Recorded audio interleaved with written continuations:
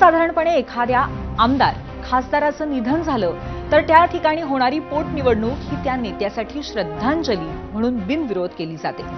उमेदवारही त्यांच्याच पक्षाचा आणि शक्यतो त्यांच्याच घरातला असतो, त्यामुळे सहसा कोणत्याही पोटनिवडणुका बिनविरोधच होतात। पण जर निवडणूक बारामतीची असेल तर? नमस्कार, मी पूर्वी भावे, तुम्ही पाहताय झिरो आवर। बारामती आपल्या राज्याच्या राजकारणामध्ये नेहमीच सर्वाधिक चर्चेत असलेला मतदारसंघ आणि खास करून गेल्या 5 वर्षात तर फारच। कारण दोनच, पहिलं कारण शरद पवार आणि दुसरं कारण त्यांचेच पुतणे अजित पवार। 2 जुलै 2023 ला अजितदादा महाराष्ट्राला धक्का देत महायुती सरकारमध्ये सामील झाले आणि राष्ट्रवादीत उभी फूट पडली। पक्षाचं नाव आणि घड्याळ हे पक्षचिन्ह हे दोन्ही मिळवत अजित पवारांनी काकांविरोधातल्या संघर्षामध्ये सुरुवातीलाच लीड मिळवला होता। पण मग लोकसभेमध्ये काका शरद पवारांनी अजित पवारांना चांगलाच झटका दिला। नंतर विधानसभेला अजितदादांनी काकांना उलटा धक्का दिला। एकूण काय तर जुलै 2023 पासून झालेली प्रत्येक निवडणूक काका पुतण्यानं अस्तित्वाची लढत म्हणूनच लढली। पण नुकत्याच झालेल्या महापालिकांमध्ये काका पुतणे एक झाले।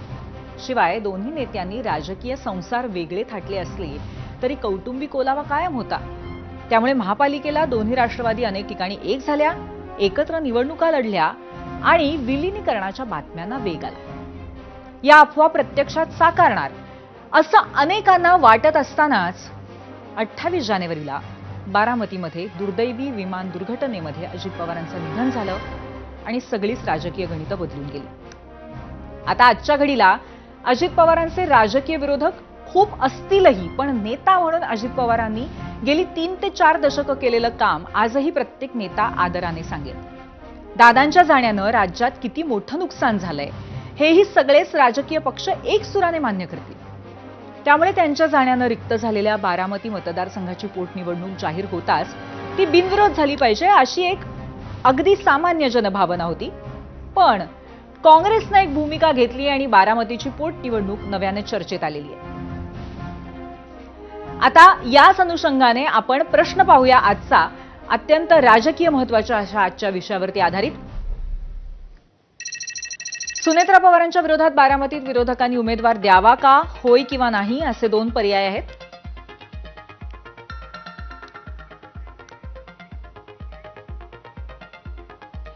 आता हा प्रश्न का पडलाय तर त्याचं सोपं उत्तर आहे महाराष्ट्र काँग्रेसने घेतलेली भूमिका।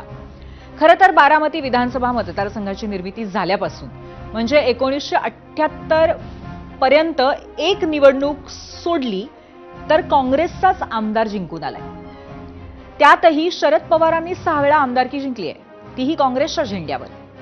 त्यानंतर 1991 साली बारामतीला अजित पवारांच्या रूपानं नवं नेतृत्व मिळालं, कारण त्या वर्षी बारामतीतूनच खासदार बनलेल्या अजितदादांनी काका शरद पवारांसाठी लोकसभेची सीट सोडली आणि स्वतः काकांच्या बारामती विधानसभा मतदारसंघातून आमदार झाले।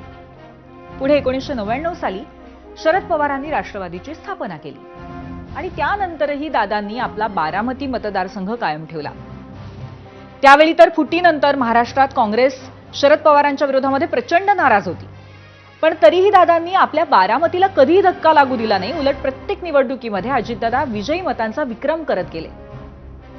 पण काय योगायोग आहे बघा, अजित पवार बारामतीचे आमदार बनले ते पोटनिवडणुकीतून आणि आता त्यांच्या दुर्दैवी मृत्यूनंतर होणाऱ्या पोटनिवडणुकीतूनच बारामतीला 35 वर्षांनंतर नवा आमदार मिळणार आहे। आता तो आमदार बिनविरोध व्हावा आणि उपमुख्यमंत्री सुनेत्रा पवार यांनाच तो मतदारसंघ मिळावा यासाठी राज्यातल्या जवळपास सगळ्या पक्षांचं एकमत झालंय। पण काँग्रेस एकटाच जरा भलत्याच मूडमध्ये। राहुरी आणि बारामती या दोन्ही ठिकाणावरून उमेदवारी आमच्याकडे प्राप्त झाल्या आहेत। बारामतीला आमच्याकडे 6 अर्ज आले आहेत, तर राहुरी या ठिकाणून 4 अर्ज आले आहेत आणि आज या सर्व उमेदवारांशी ऑनलाईन आमची मुलाखती ज्या आहेत त्या संपन्न झाल्या आहेत आणि दोन्ही ठिकाणचे कार्यकर्ते निवडणुका लढण्याच्या अनुषंगानं उत्सुक आहेत आणि त्यांच्या उत्सुकतेच्या अनुषंगानं येणाऱ्या 1-2 दिवसात निर्णय होईल अशा प्रकारचा संकेत आणि अशा प्रकारची त्यांना आम्ही संदेश हा दिलेला आहे। निवडणूक राष्ट्रवादी जर निवडणूक लढत नसेल तर काँग्रेस पक्ष लढण्याकरता तयार आहे, ही काँग्रेस पक्षाची असणारी जी भूमिका आहे त्यावर आम्ही ठाम आहोत। काँग्रेस प्रदेशाध्यक्षांनी तर इच्छुकांच्या मुलाखतींबद्दलही बोलून झालंय. त्यांना महादेव जानकरांचा राष्ट्रीय समाज पक्ष आणि प्रकाश आंबेडकरांच्या वंचित आघाडीनं पाठिंबाही दिलाय. त्यामुळे निवडणूक बिनविरोध होते की नाही याचा मोठा पेच निर्माण झालाय.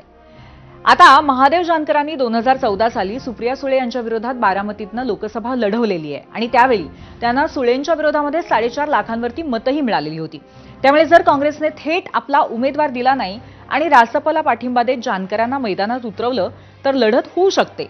अर्थात हे सगळं जर तरच आहे, पण काँग्रेसच्या भूमिकेमागे बारामतीचं जातीय समीकरणही एक कारण असू शकतं. कारण बारामती विधानसभा मतदारसंघामध्ये जवळपास 4 लाख मतदार आहेत. त्यात मराठा मतदारांचं प्राबल्य असलं तरीही ओबीसी, त्यातही धनगर आणि माळी समाज तसंच मुस्लिम मतदारांचीही संख्या महत्त्वाची ठरते, अगदी निर्णायकही ठरू शकते. पण काय आहे ना, आताची निवडणूक खूप वेगळी आहे आणि हीच भावना काँग्रेसच्या मित्रपक्षांचीही आहे. म्हणजेच ठाकरेंची शिवसेना आणि पवारांच्या राष्ट्रवादीचीही आहे. बारामतीमध्ये अजित पवार यांच्या मृत्यूनंतर एक कौटुंबिक अपधर्म म्हणून कदाचित शरद पवारांचा पक्ष निवडणूक लढणार नाही कदाचित, पण इतर कोणी जर लढत असतील तर त्यांना आपण विरोधी करता कामा नये. आता महाविकास आघाडी म्हणून आम्ही या ठिकाणी एकत्रितपणे काम करतोय. माझ्या माहितीप्रमाणे काँग्रेसने दोन्ही ठिकाणी उमेदवार उभं करण्याच्या बाबतीत मला निर्णय घेतलेला आहे असं समजतंय. आम्ही त्यांच्या प्रांताध्यक्षाशी मी चर्चा करील आणि त्या चर्चेप्रमाणे या दोन्ही जागा तशा राष्ट्रवादीच्याच आहेत, शरद पवार गटाच्या. त्यामुळे त्याच्यावर आम्ही चर्चा करून निर्णय घेऊ. मागे सुद्धा आपण बघितलं असतं राज्यसभेच्या वेळेला पण सगळेजण इच्छुक असतात, पक्ष मागणी करत असतो, मग आम्ही चर्चा करून त्यामध्ये मार्ग काढतो. मला वाटतं आता ह्यामध्ये पण मी स्वतः त्यांच्याशी चर्चा करेल आणि त्यामध्ये निश्चितपणे चर्चा करून आता शशिकांत शिंदेंनी काँग्रेस प्रदेशाध्यक्षांशी बोलणार, त्यांचं मन वळवणार असा विश्वास व्यक्त तर केलाय. पण शशिकांत शिंदेंच्या म्हणजे शरद पवारांच्या राष्ट्रवादीने दादांविरोधात बारामती विधानसभाही लढवली होती, हाही इतिहास आहेच. असो, कोणतीही निवडणूक आली की महाविकास आघाडीतील मतमतांतरं नेहमी अशीच उघड होतात. आता अगदी काही दिवसांपूर्वी झालेली राज्यसभा निवडणूकही आठवा. त्यात तर ठाकरेंच्या शिवसेनेतही 2 मतप्रवाह होते.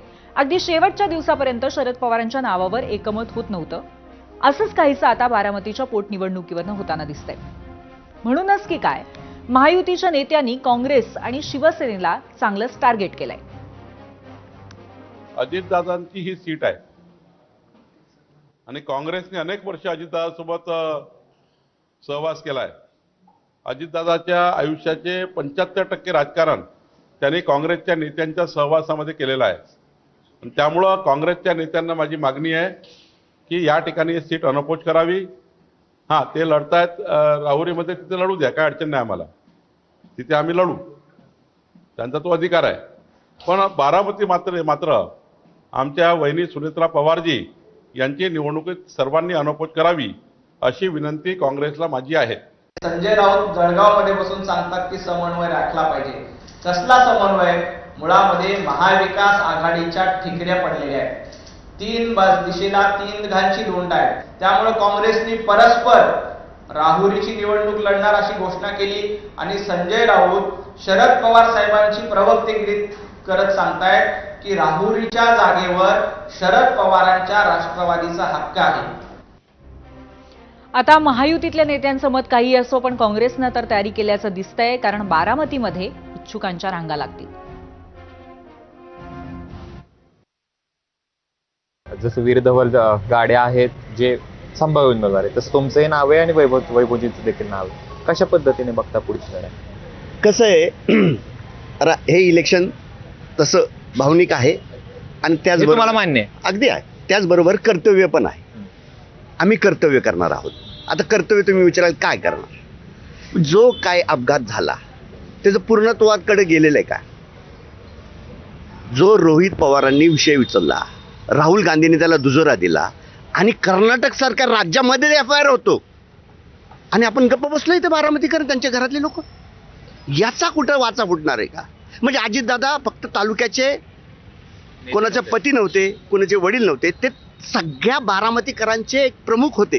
एक घरातला माणूस होता, वडील होते, भाऊ होते, मुलगा होता. ह्या सगळ्या बारामती यांचा काहीतरी मृत्यू झाला, त्याचा काहीतरी छडा लागावा ते पुढं जावं यासाठी आमचा हा उमेदवारीचा प्रयत्न आहे. दादांचा गट जर महाविकास आघाडीत असता तर ह्याला विरोधक नसता आमचा, पण त्यांचा आज ते महायुतीत आहेत, म्हणजे भाजपबरोबर आहेत. आमची विचारधारा आहे भाजपच्या विरोधात आहे आणि पोटनिवडणूक ही लागली, आम्ही विचाराशी लढणार आहे. कुणीही उमेदवार देतील तर त्याच्याबरोबरीने आम्ही राहणार आहे. आमचा जो महाविकास आघाडीतले काही घटक पक्ष आहेत ते आमच्या बरोबर येतील आणि हे आम्ही त्यातला महत्वाचा पक्ष जो आहे तो बिनविरोध करण्याच्या तयारीत आहे. तो विनंती करतो आहे की बिनविरोध करा. राष्ट्रवादी काँग्रेस शरदचंद्र पवार पक्ष त्यांच्या मागणीकडे कसं बघतो? नाही, त्यांनी आता त्यांचा वैयक्तिक प्रश्न आहे. त्यांनी काय करायचं? त्यांनी महाविकास आघाडीकडे राहायचं का महायुतीत जायचं हा त्यांचा प्रश्न आहे. आता तो आमचा प्रश्न आहे. ते त्यांनाच तुम्ही प्रश्न विचारा की त्यांनी आता कुठं राहायचं. महाविकास आघाडीवर राहायचं असेल तर ते आमच्या बरोबर येतील आणि जर महायुतीत जायचं ते विलीन होतील. त्यात इथली लढाई जी आहे ही स्वाभिमानी बारामतीकर विरुद्ध भाजप दबावमुक्त बारामती विषय करायचा आहे. ही बारामती जी अजितदादांनी 20-25 वर्षात पवारसाहेबांच्या माध्यमातून आणि जे काही विकास झाला त्या विकास हे कुठेतरी भाजपची कटपुतली न होण्यासाठी ही निवडणूक आहे. बारामतीचे जे कोण नेते जे भाजपच्या आता कटपुतली झालेत आणि भाजपच्या दबावाखाली जे राजकारण चाललंय हे बारामतीकर सहन करणार नाही. कोण कटपुतली झाले? आता बघताय की तुम्ही आता कोण कटपुतली झाले. भाजपच्या कटपुतली झालेले लोक सगळे जे काही पार्टी आहेत ते कटपुतली इथले स्वाभिमानी जनता होऊन देणार नाही. तर इथल्या स्थानिक कार्यकर्त्यांच्या नेत्यांच्या इच्छुकांच्या भावना तर आपण पाहिल्या. यानंतर जाऊयात मीडिया सेंटरला आणि विचारलेल्या प्रश्नावरती लोकांच्या प्रतिक्रिया काय आहेत ते आपण पाहूयात. पहिली युट्यूबवरनं प्रतिक्रिया अक्षय कोरे यांची आहे. महाराष्ट्राच्या राजकारणात संस्कृतीचं जतन झालं पाहिजे. युट्यूबवरनं पुढची प्रतिक्रिया प्रशांत आशा यांची आहे. हेच लोक अनुकंपा तत्वावरील भरतीचा विरोध करतात, पण त्यांना त्यांच्याच परिवारातील लोकांना आमदारकी वगैरे पाहिजे अशी इच्छा असते. युट्यूबवरनं पुढची प्रतिक्रिया भाऊसाहेब रुपनर यांची आहे. उमेदवार द्यायलाच पाहिजे. युट्यूबवरनं नंदू करमरकर म्हणतायत घराणेशाही कोणतीच नको.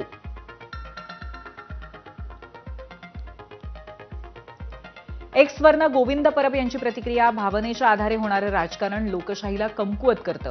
लोकशाही अधिक सुदृढ करायची असेल तर निवडणुका बिनविरोध न होता त्या उमेदवारांच्या कार्यक्षमतेवरती आणि प्रत्यक्ष मतदानातूनच पार पडल्या पाहिजे.